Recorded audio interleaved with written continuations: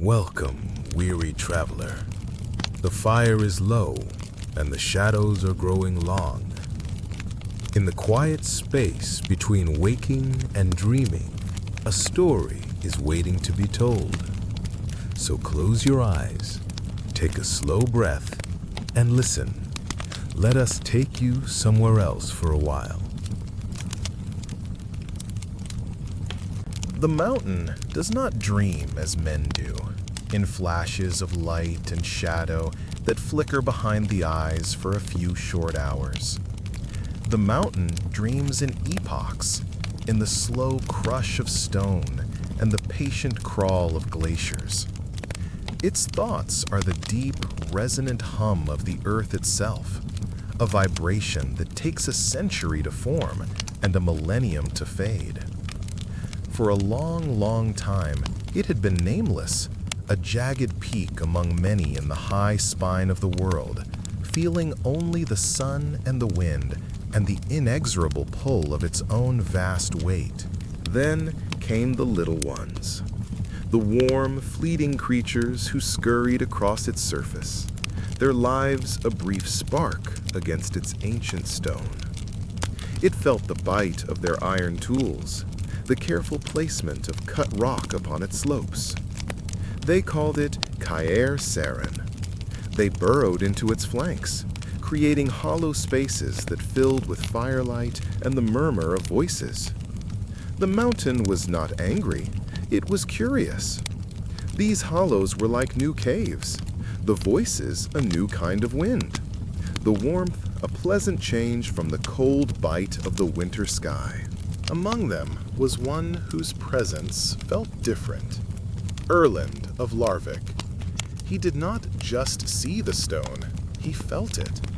He would stand on the highest battlements for hours, his cloak snapping in the wind, and he would listen, not with his ears, but with his soul. The mountain felt his mind brush against its own, a tentative, respectful touch. He felt the ancient magic that slumbered in its core, the raw, untamed power of the earth elemental that was the mountain's very heart. He saw it not as a thing to be conquered, but as a spirit to be befriended. The other witchers of his school, the Griffins, were noble and bright.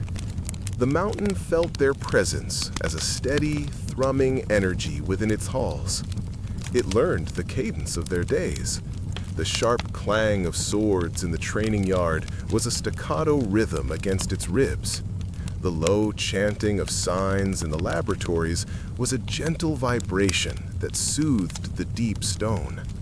It felt the warmth of the great hearth in the dining hall, the weight of books being placed on wooden shelves in the library, the soft footfalls of scholars pacing the cold floors late into the night. They were a part of it, like the hardy pines that clung to its slopes and the eagles that nested on its cliffs. The mountain held them, sheltered them, and in its slow, geologic way, it began to feel a fondness for these bright, brief sparks of life. Erland wanted to make this connection permanent. He believed the mountain's spirit could be a guardian, a source of innate power for his witchers.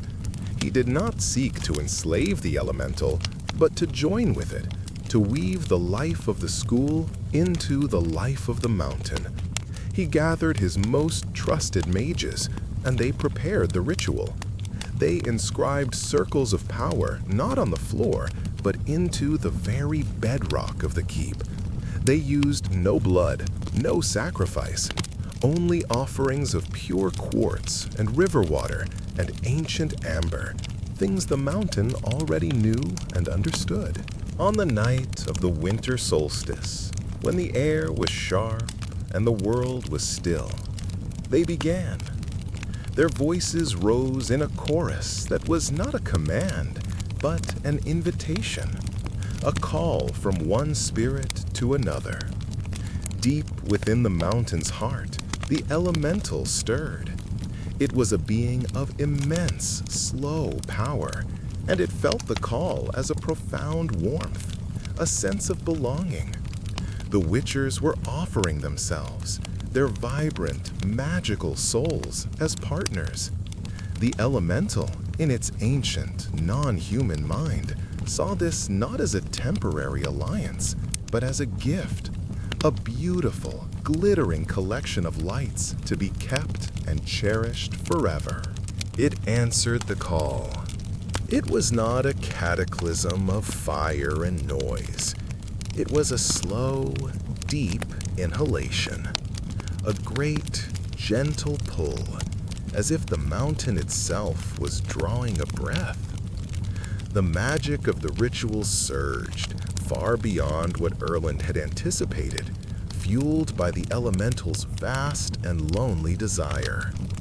The stone of Kaer Seren softened for a single, timeless moment, becoming as porous as a sponge. The souls of the Griffins, bright and trusting, were drawn from their bodies, not violently, but with a loving, irresistible gravity. They were absorbed into the stone, into the mountain's very being, their consciousness woven into its own. They became whispers in the granite, memories in the marble, echoes in the long, dark halls. Erland, in the last moment of his separate existence, understood.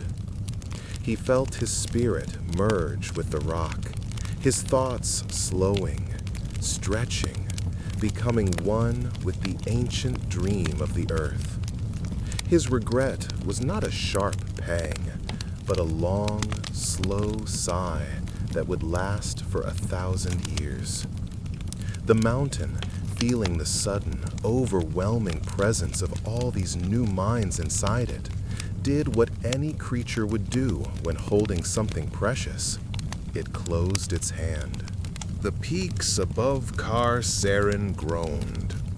Rock, millions of tons of it, shifted and broke free. Snow that had rested for centuries dislodged and began to move. It was not an avalanche of chaotic destruction. It was a deliberate, careful act. The mountain pulled a great blanket of stone and ice and snow over the fortress, sealing every gate, every window, every opening to the outside world. It sealed itself off to protect the treasures it now held within, to keep them safe, to keep them quiet, to keep them forever. And so, it sleeps. The mountain sleeps, and in its slumber, it dreams of the Griffins. It dreams of their lives, replaying them over and over in a slow, endless loop. The clang of a sword in the yard is a thought. The scent of herbs from the alchemy lab is a memory. The face of a young witcher staring out from a high window is a recurring image that sometimes presses against the outer stone, a faint impression in the rock for those with the eyes to see. The whispers that travelers sometimes hear on the wind are not cries for help. They are the mountain dreaming aloud. The figures of long-dead witchers that are sometimes glimpsed in the swirling snow are not vengeful spirits, but memories made manifest, faint projections from the mountain's deep consciousness. They are not lures for the living, not in the way a predator hunts its prey. They are echoes of loneliness, a half-conscious call from a being that holds 100 souls but has no one to talk to. It is the profound, sleepy confusion of a mind of stone that took something beautiful and does not understand why it no longer shines in the sun. Now, as the stars turn in the vast, cold sky, the mountain settles deeper into its slumber. The wind softens as it passes over the sealed peaks, its voice a gentle lullaby. The snow falls in thick, silent blankets, adding another layer of quiet to the long, long peace. Inside the stone, The memories of the Griffins flicker and dim, their bright energy finally calming, lulling, dissolving into the mountain's own endless, quiet existence. The thoughts of the mountain slow from a glacial crawl to a near standstill. The great hum of its consciousness fades to the barest vibration, a deep, comfortable silence. Everything is still. Everything is quiet. Everything is at rest.